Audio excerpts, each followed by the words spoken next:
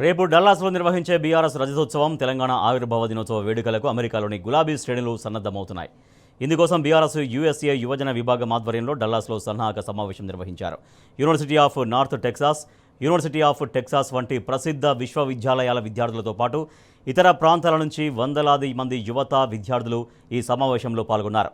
ముఖ్య అతిథులుగా BRS senior నాయకులు, మాజీ మంత్రులు ఎర్రబెల్లి దయాకర్ రావు, వి శ్రీనివాస్ గౌడ్, ఎమ్మెల్యేలు పల్లా రాజేశ్వర్ రెడ్డి, దేవిరెడ్డి సుధీర్ రెడ్డి పాల్గొన్నారు. భారతదేశ ఆనాటి మన చరిత్రలో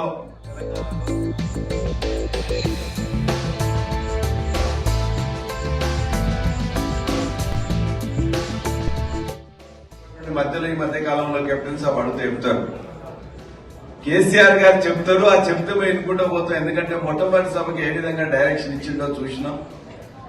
కాబట్టి భారతదేశంలో గాని ప్రపంచంలో గాని అత్యంత పెద్ద సభలు పెట్టిన చరిత్ర ఇవాళ టీఆర్ఎస్ పార్టీది. అది కరీంనగర్ శంకరరావం కావచ్చు, వరంగల్ సభ కావచ్చు, ప్రగతి నివేదన సభ కావచ్చు, లేక మొన్న జరిగిన సభ కావచ్చు.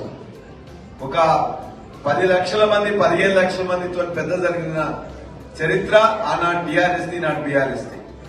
కాబట్టి నిన్న జరిగిన సభ కూడా 25 సంవత్సరాల సందర్భంగా ఎల్కతుర్తిలో జరిగిన సభ. అది 9 లక్షలు 10 లక్షల మంది రావడం కాదు, అనేక లక్షల మందిని కదిలించి ప్రతి వాళ్ళు కూడా మేము అక్కడ పోవాలని చెప్పేసి అనుకొని రాగలిగిన వాళ్ళు వచ్చారు, రాలేని వాళ్ళందరూ కూడా మొత్తం ప్రతి వాళ్ళు కూడా టీవీకి అతుక్కుపోయి 3 గంటలు 4 గంటలు 5 గంటలు చూసిన అత్యంత పెద్ద సభ ఎల్కతుర్తి సభ. ఆ సభ ద్వారా మొత్తం తెలంగాణ ప్రజలందరికీ ఒక కాన్ఫిడెన్స్, విశ్వాసం వచ్చింది. ఖచ్చితంగా మళ్ళా ఏం పోగొట్టుకున్నామో అది మళ్ళా తీసుకురావాలంటే దానికి నాంది ప్రస్తావగానే ఆ సభ జరిగింది. ఆ సభ తర్వాత జరుగుతున్న మళ్ళా ఒక కాన్ఫిడెన్స్ తో జరుగుతున్న సభ ఇవాళ డల్లాస్ లో బీఆర్ఎస్ పార్టీ నిర్వహిస్తున్న సభ. ఇక్కడ ఒక్కొక్క 2 చిన్న విషయాలు చెప్పి నేను ముగిస్తా.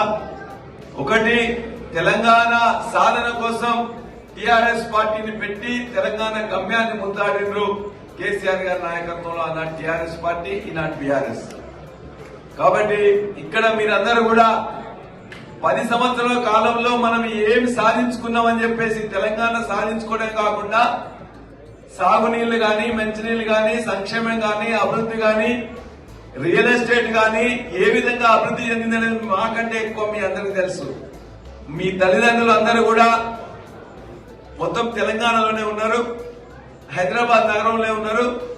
గ్రామీణ ప్రాంతంలో ఏ అభివృద్ధి జరిగింది, పట్టణాలలో ఏ అభివృద్ధి జరిగింది, మీ యొక్క భూముల విలువ ఏ విధంగా పెరిగింది, ఆస్తుల విలువ ఏ విధంగా పెరిగింది, ఈ రోజు ఏ విధంగా ఉన్న విషయం మీ అందరికీ తెలుసు. కాబట్టి ఏమి నష్టపోతున్నాం అనేది మీ అందరికీ తెలుసు. కాబట్టి దయచేసి రేపటి డల్లా సభలో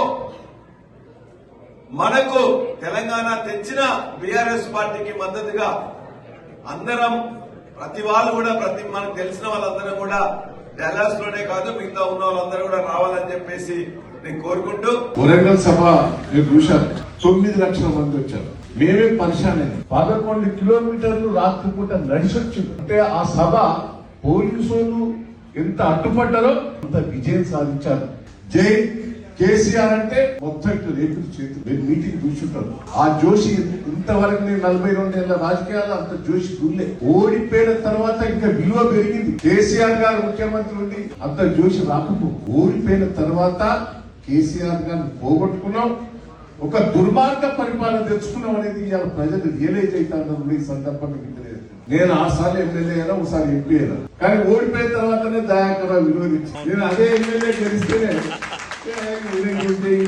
రేపు మీరు 1వ తారీఖు నాడు కేటీఆర్ సభ వచ్చి కూతురు కాదు, జోషి చూపెడదామా లేదా? మీ ఫ్యామిలీతో రావాలి, బిఫోరే రావాలి, దాని గుంపు నేర్పాలని కూడా